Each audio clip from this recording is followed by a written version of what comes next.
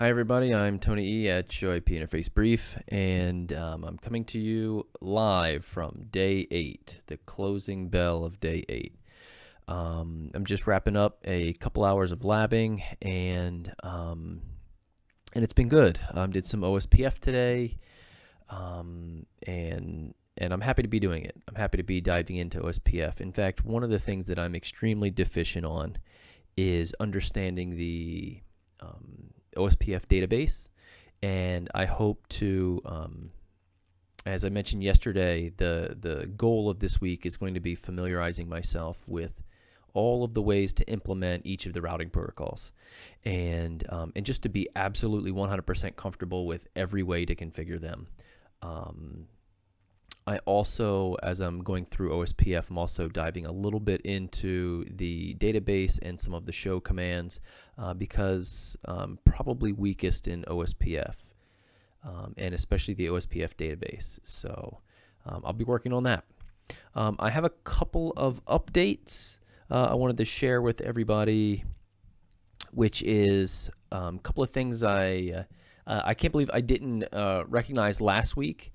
That I was mentioned in one of the Packet Pushers link propagation magazine for doing this video series. So they put a link in a reference to my day 3, I think it was day 3 part 1 in their link propagation magazines. So thank you, Packet Pushers. I think Drew put that issue together, and I really appreciate it. Thank you. And hopefully I'll have more content worth linking to in the future.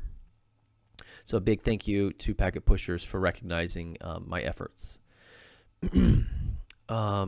Also, I've mentioned the LAN Tamers Discord channel or Discord server, but I have forgot to officially invite everyone to the LAN Tamers Discord server. So I'll be posting a big shortcut link here in the video as well as in the show notes on YouTube, and I'll try to work that into my my overlay for doing the videos. Today I made a channel on the LAN Tamers Discord server for this vlog series. So if you want to get in there, you want to talk about anything we've done during this vlog series, anything related to the labbing that I'm going to be doing over the next 100 days, or I guess 92 days left. That's the spot to do it. So come on, join the conversation. There's a lot of great people over there, a lot of smart people, smarter than myself, solving real routing problems every day. So it's really cool. And also, I forgot to announce that when I started this, I had asked on Twitter if anyone has a timekeeping system so I can kind of keep track of all of my efforts for over the next 100 days. I kind of want to see how long I'm spending my hours studying. And I've opted just for a simple spreadsheet that I can go in each day and make an entry. Excuse me. And so that spreadsheet is here behind me, and looks like day 1 through 7, so a full 7 days. Now remember, I did do a cheat day, so full 7 days. I got 22 hours and 36 minutes of labbing in 7 days. I think that's pretty good. I hope to keep it up for as long as I possibly can. It's going to be a long journey hitting 100 days of this labbing at this rate. But this is what you got to do. You got to train hard. You got to grind it out. That's what I'm doing here. So I do want to bring something up in case anyone can solve this this problem for me, this mystery. Over on my spreadsheet, I'm keeping track. I have my days listed on the left, what days of the week they are, what is their date, as well as the time that I spend in there. So it's sort of a rough estimate. I think today and yesterday I did about 2.5 hours. I'm not really sure. And I have here the total at the top in this top cell. And so I'm just running a sum of D2 to D9. You see the blue highlighted area there. Now, and it says 22 hours. Now, if I try to drag that down to include today, it says 1 hour and 6 minutes. I don't know what I'm supposed to do with that. Wait a second. I wonder if it's because, wait a second, I have a hypothesis. I think it's actually rotating past 24 hours and it's registering it as 25 hours, 6 minutes, which makes it 1 hour and 6. Let's take a look. So without 2.5, it's 22:36. So plus a half will bring us up to 23. Plus 2 is 24:25. So it's rotating past. Somehow I need to get this to format without rolling over.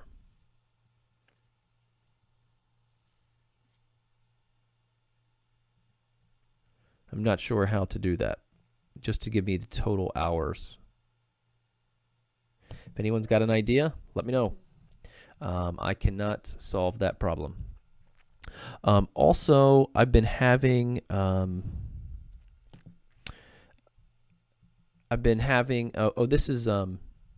this is the link propagation. I call it magazine, link propagation magazine, issue 126, networking for the rest of us. It looks like Drew put this together, and I'm down there at number 5, which is pretty cool. There's a lot of good articles in here.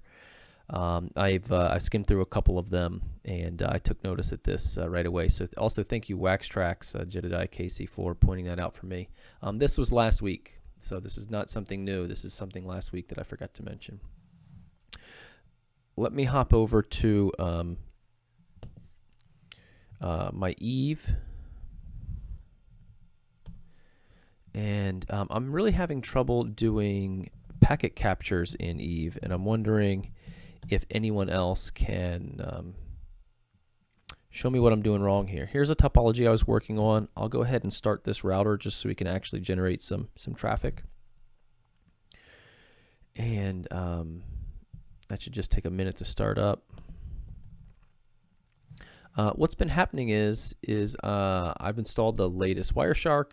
I have downloaded the pack. I forget what it's called. The client side pack from EVE-NG. I've run the installer. The wrapper's correct. It even says go in and change your password. My password is good. So if anyone can help me out with this, that'd be great. I'm really missing out on some of these PCAPs here early on in my studies, and it's kind of making me lean back towards GNS3. I'm sure it's an issue just with me. Other people I've asked on the Discord server aren't having this issue.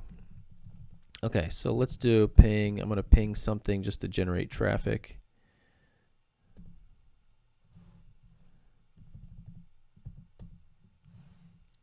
If I right-click router 5, go to capture, gigabit 00 interface, open the Wireshark wrapper. It says connecting, it's opening Wireshark.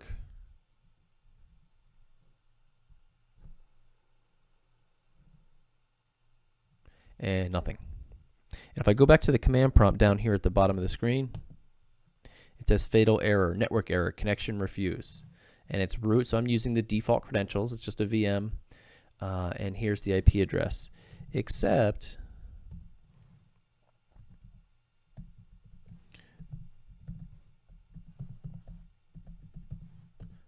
that was 120. Excuse me, I'm going to SSH over to it right now using root and Eve, and I can get into it just fine. So that's me running putty, and however, this doesn't work here. So I'll close that down. I don't know what's the deal.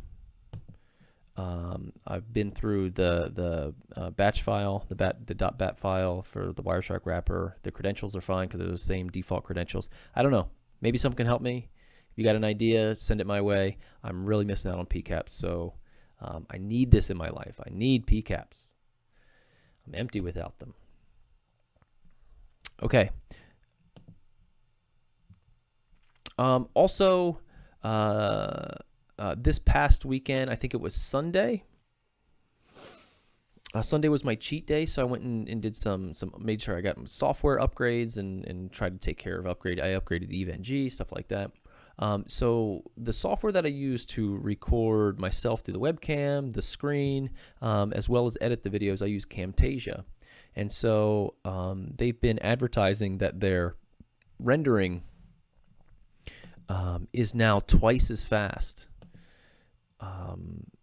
as it was before. So sometimes, you know, if it's a 30-minute recording, it might take 30 minutes to render. And so they've been advertising lately. I've been seeing them on Twitter that their render time is, I don't know, 50% faster or something like that.